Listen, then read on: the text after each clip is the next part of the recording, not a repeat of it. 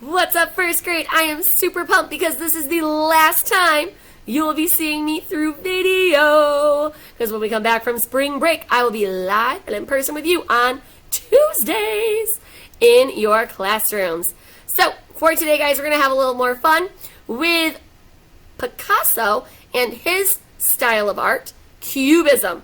So go ahead and grab out those 2 pieces of paper that I sent home, your scissors, your glue, as well as your crayons, and let's go ahead and create our own springtime cubist masterpiece. Alright, friends, so on one paper is where we're going to do our drawing. I'm going to go ahead and do mine just in Sharpie, so that way it's easier for you to see. So in the springtime, the birds come out, so we are going to go ahead and draw our very own bird on a bird house. So we're going to start with a rectangle, and then we are going to add in a rounded square. But take a look. I am not drawing the top of my square. Like I said, this was a bird house.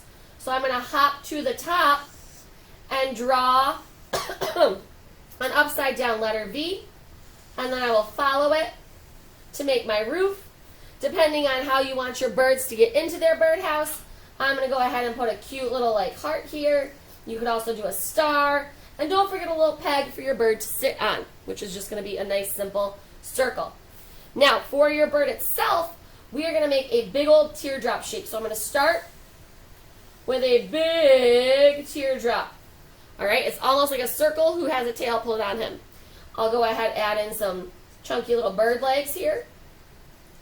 Make him look like he's standing on there. I'll add in a beak, which is going to be like a letter M, a capital M at the top. Go ahead, give him a little cute eyeball. Maybe give him a little belly down here where we can color his feathers in different. And then, of course, we're going to repeat his body shape for a wing. Now, I'm going to go ahead and I'm going to add in little feather details to that wing. All right, maybe I want to give my bird some polka dots, make him a little fun pattern. You can do that. You are the artist here. Go ahead, make it the way that you would like to see it. So now that I have done that, I'm going to go through and I am going to color in my picture here. All right, get it all nice and colored in, and I will see you when I am done with my coloring portion.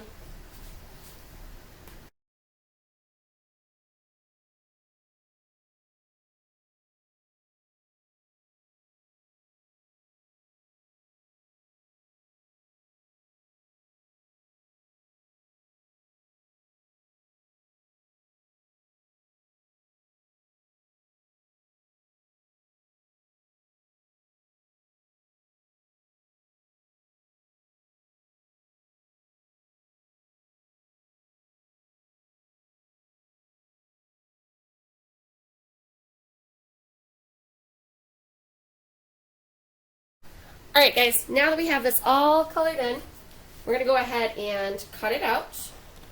So grab those scissors carefully all the way around. Okay.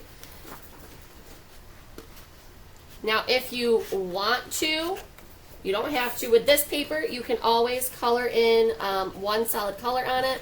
You can grab out your watercolors if that's going to be, your choice to do. I'm just going to go ahead and leave mine white for the sake of our demo video here, because once we get this all cut out, we are going to then cut up our individual image right here, this little guy. And it's almost like we're going to be putting together a puzzle, but without making it look like the picture that it originally was. All right, that's kind of how Cubism works. It breaks things apart and then puts them back together in a new and interesting way. Think about Picasso's faces. Think about Picasso's faces and how a nose would be on one side, or an eyeball could be over on the next side, and things of that nature. So now that we've got this all cut out, I'm just going to go ahead, and you want to make straight cuts here. So I'm going to just snip off some tail, snip there, put a snip there, maybe one right across the top, one through, maybe one like that, go a big one like so. And then it's really just kind of rearranging your picture. You know, like maybe my house is now something along these lines. And it goes together like so. And my bird, ooh, I really like that, is more along the lines of something that looks like this, coming off of my paper. And then I can stick his tail. Ooh, maybe I'll have to flip some stuff around here.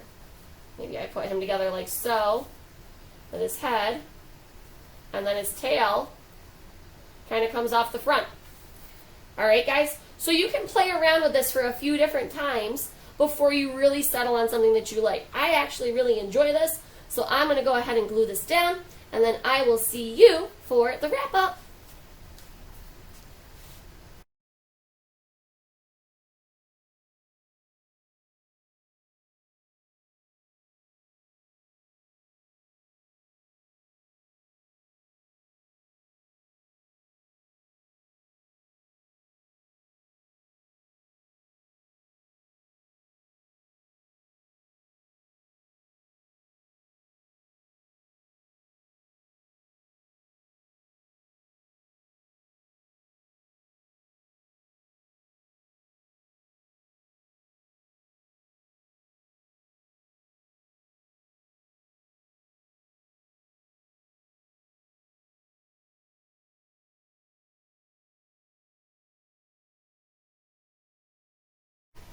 And there you have it, guys, our finished Cubist springtime drawing. Now, like I said, if you want to paint your base paper, feel free to do that. I did it because I really wanted to show and emphasize the way that things get broken apart and then put back together in a new and interesting way. Cannot wait to see what yours looks like, and more importantly, I cannot wait to see you in person when we come back from spring break. Bye!